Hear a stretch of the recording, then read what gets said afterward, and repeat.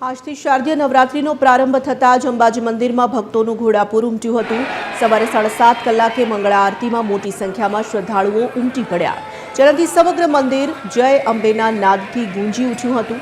નવરાત્રીના પ્રથમ દિવસે નિજ મંદિરમાં ઘટ સ્થાપન વિધિ કરવામાં આવી। આ વિધિમાં જવારા વાવવામાં આવ્યા। અષ્ટમીના દિવસે ઉત્થાપન વખતે આ જવારાના વિકાસ પરથી આગામી વર્ષના વરસાદ અને સુખાકારીનો વર્તારો નીકળશે।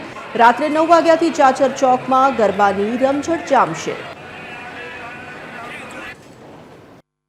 घट स्थापनाની અંદર જે સમુદ્ર મંથનની અંદર લક્ષ્મીજી ખુદ કળશ લઈને આયેલા અને ત્યારથી જ આ ઘટ સ્થાપનાનો લક્ષ્મીજી ખુદ લક્ષ્મી સ્વરૂપે પ્રગટ થયા હતા અને ત્યારથી જ આ નવરાત્રનો આરંભ થયો છે।